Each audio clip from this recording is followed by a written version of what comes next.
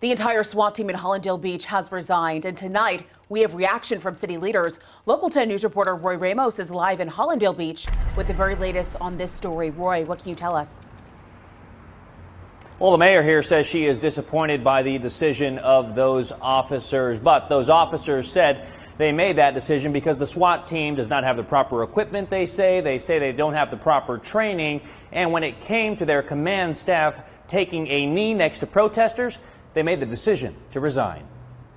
You are looking at the lengthy memo to Hallandale Beach Police Chief Sonia Quiñones sent by 10 officers who formally announced their resignation from her department's SWAT team earlier this week. While the memo cites many issues, the last straw, they say, was when members of the command staff, including Chief Quiñones, I can't breathe! I can't breathe! were seen taking a knee with more than a dozen protesters in front of Hallandale Beach City Hall Friday. But in the memo, the officers clarify their resignation is not because of this gesture, but rather because of the command staff's alleged show of support with Vice Mayor Sabrina Javellana, who stated she wants the officers fired and charged who are involved in a now closed case involving the death of 34-year-old Howard Bowe. For some reason, our vice mayor is trying to resurrect an issue that was from the past. Hallandale Beach Mayor Joy Cooper is talking about a raid the SWAT team conducted in 2014, where the team barged into the suspected drug dealer's home to serve a warrant, killing his dog with a shotgun, then shooting unarmed Bowe in the stomach,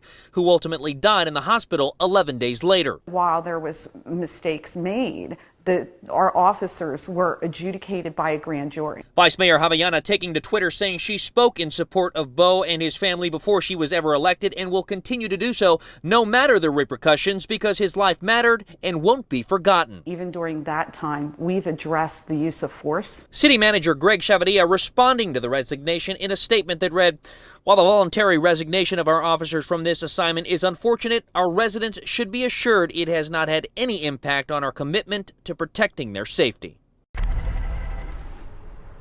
And the city manager did want to point out that while these 10 officers have resigned from the SWAT team, they are still employed with the police department. He says that kneeling gesture by the command staff was not in support of the vice mayor. Those 10 officers expected to meet with the police chief on Monday. We'll let you know what comes from that meeting. Here in Hallandale Beach, Roy Ramos, Local 10 News.